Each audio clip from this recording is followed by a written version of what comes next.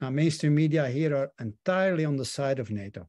There are some dissidents, a few random academics, who get a lot of flack, but none other than Belgian former politician and former NATO Secretary General Willy Klaas has stated on national TV that the US is exacerbating the war with its unilateral approach. He doesn't say that out of some principled pacifism. He is actually outraged that the US is completely sidetracking the EU while making a bundle in weapons sales and gas deliveries to Europe. What are we to do? Mainstream media offer no context, no history. And my question to you, what are we to do? Can alternative media, like what we are, play a role in bringing the other narrative? What can you advise? Well, as to what you can do to reach the public, you know more than I do, so I won't say anything about it. But as to what should be done and what position Europe and the United States should be taking, I think there's a lot to say. We can start with a truism, which nobody can deny. Either the war will be ended by some kind of diplomatic settlement, or it will not. No argument about that. A diplomatic settlement means that each side tolerates it. That's, they don't get what they want, but they can live with it. That's the nature of a diplomatic settlement. So we don't have to debate that. So the choices are either reach a settlement that both sides can tolerate or not. Not means letting the war continue with all the agony that it causes, both in Ukraine and for the world, because the effects are far broader, or one side capitulates. Those are the choices. Well, official US policy is to block a diplomatic settlement. That has been true for years. It is explicit now. Was made even more explicit at the meeting a couple of days ago at the Ramstein Air Base, where the United States called the NATO powers and others together to hear official US policy, which is NATO policy. US basically runs NATO. The policy is to continue the war in order to harm Russia and to, in fact, inflict such damage on Russia that it will never be able to undertake aggression again. That's official US policy, okay? Now let's stop for 30 seconds to think. What does that mean? It means that the war goes on, harms Ukrainians, kills them, reverses the goals of climate change, leads to a threat of nuclear war, causes literally tens of millions of people around the world to face starvation. And we do this in order to harm Russia, okay? Furthermore, let's think for a minute about what it means to harm Russia sufficiently so that it can never carry out an act like this again. Well, does that mean Versailles? No, Versailles was not strong enough. Versailles didn't stop Germany from coming back 10 years later. So it has to be more strong than Versailles. Something like maybe the Morgenthau Plan, which was going to turn Germany into an agricultural country. So that's official US goals. We continue fighting the war until Russia is basically turned back to a peasant society. And what does that mean? It means we fight it endlessly. That's just logic, simple logic if you stop to think for 30 seconds. Well, is that what we want?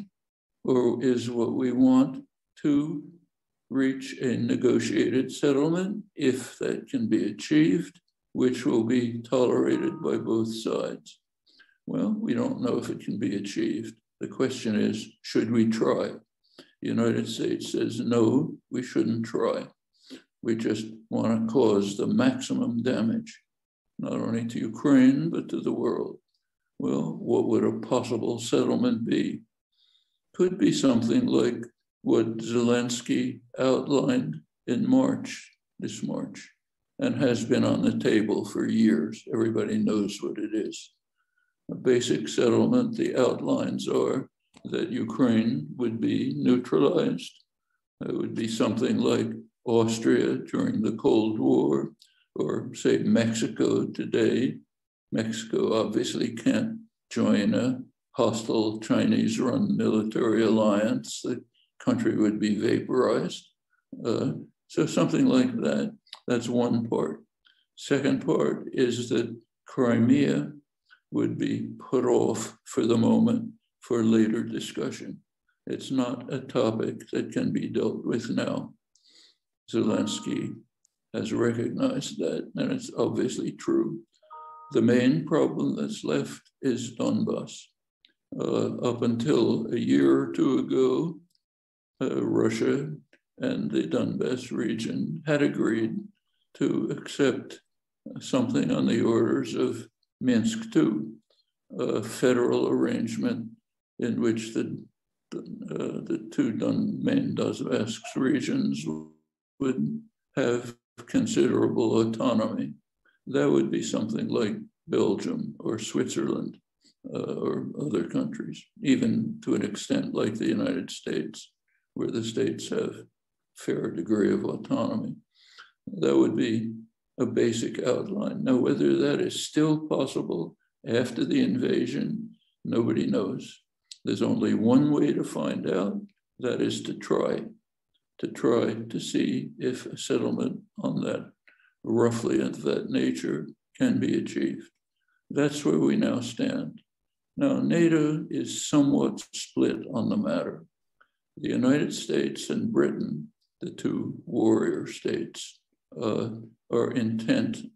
clearly, expressly intent on continuing the war until Russia is pretty much destroyed. I don't think that's going to happen, but that you can speculate on that. I think what has happened more likely is Ukrainian destruction. So what the West, that's the US and Britain. The European countries, France, Germany, Italy, have been more tentative. They've made some moves towards negotiation, been stamped down by overwhelming US power. They can continue. What we're now seeing is a ghastly gamble experiment. The experiment is to see whether Russia, Putin, will accept total defeat, slink away in silence with total defeat, or if not, whether he will use the weapons that we all know that he has to devastate Ukraine and set the stage for a possible nuclear war. Well, that's the experiment that the West, led by the US, is insisting on carrying out, with the support of a very wide range of opinion, much of which is so extreme that the Pentagon has to veto it, literally. The Pentagon is the peacekeeping force in the American government. Take a look. You find Congress, people in Congress, people like Hillary Clinton saying, let's have a no-fly zone. What is a no-fly? Pentagon vetoes it because the Pentagon knows what it means. A no-fly zone means you have to have control of the air. To have control of the air, you have to destroy Russian anti-aircraft installations, which are inside Russia. So you have to attack Russia and destroy its anti-aircraft installations and hope that Russia will say, oh, that was nice, or maybe they'll react, in which case we move on to a terminal nuclear war in which we're all destroyed. Well, fortunately, the Pentagon is the last element in the government, which has some sanity and vetoes it. But in the current mood, how long are they going to be able to do that? We're facing an extremely dangerous situation. I've had a long life. I have never seen a situation in which totalitarian control was so extreme as it is in the United States right now. It's not to the extent that the Secret Service comes in and arrests me and throws me into jail. No, they don't care. What they do is shut down all means of communication. In the Soviet Union, pre-Gorbachev, citizens were able to access the BBC, the Voice of America, German television. In fact, they got most of their news from there. They didn't believe, nobody believed the Russian propaganda system was too crude and ridiculous. So they were getting their news from the West. We have good evidence about this, not in the United States. In the United States, you're not allowed to hear what Prime Minister Lavrov said. You're not allowed to watch Russian television. No, you have to, if you want to know what the Russian position is, maybe you can pick it up on Indian state television or on Al Jazeera, you know, but that's a degree of censorship that has never existed before. And it's not only outlandish, but it's crazy. Of course you should want to hear what the Russians are saying. I mean, idiotic not to, but it's got to be cut off. And if anyone deviates from the party line, even slightly, like by saying what I'm now seeing now, they're demonized, vilified, fabrications, lies. This incidentally happens in Europe too, in the German, French press, but not to the same extreme as in the United States. Yeah, but this is pretty astonishing. It simply means you cannot produce truisms like what we've been saying. Everything I've been saying is a virtual truism. Takes 30 seconds of thought to see it. There's nothing there that's controversial, but you're not allowed to say it. That's a degree of censorship and control which is unique in a lifetime. Even during the Second World War, it wasn't like this. Now let's talk about the threat of nuclear war. First of all, why did it move to seconds during the Trump administration? Because Trump systematically dismantled the arms control regime, which had been established laboriously over 50, 60 years. He didn't have time to finish it. Biden got in time, just barely in time, hours, to ratify to sign the No START treaty, which Trump was going to destroy. So that's what's left.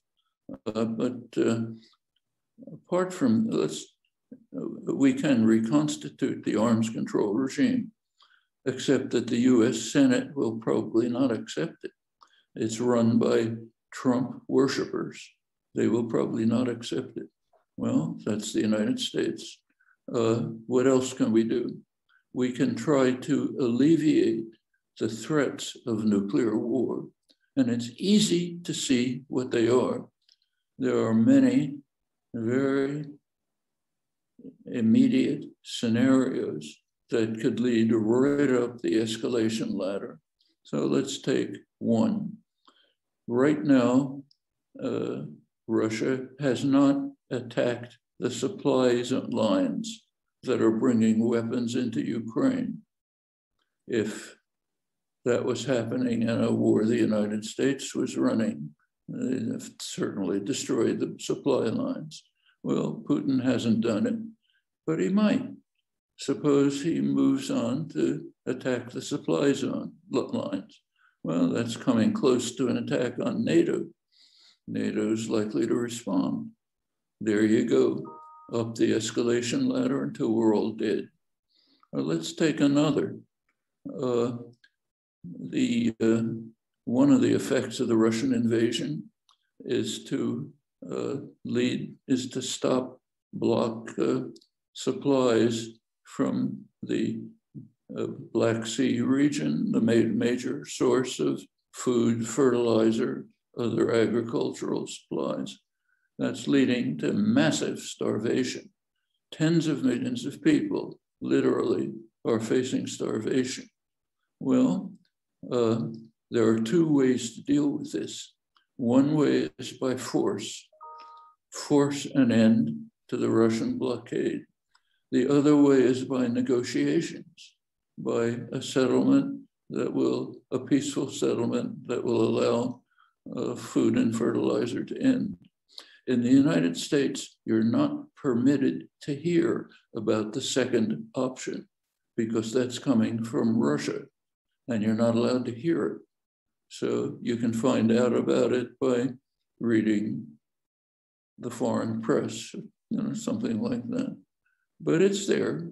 Russia has proposed something which at least you can think about, namely a reduction of sanctions to allow Russian ships to carry Russian food and fertilizer out, and also Ukrainian ships and foreign ships.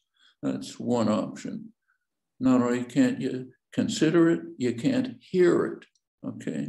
That's the level of totalitarianism. Well, that's the other option is what the United States is advocating. Send anti-ship missiles, which can be used to sink the Russian fleet. The flagship has already been sunk. Russia didn't react. But we'll send more anti-ship, sophisticated, advanced anti-ship missiles, which maybe can sink the Russian fleet. And Russia will just sit there quietly and say, thank you, we didn't want the fleet anyway. Or maybe they'll react, in which case we're finished. On to terminal war, okay? And I can think of many more, so can you. That's the situation we're in.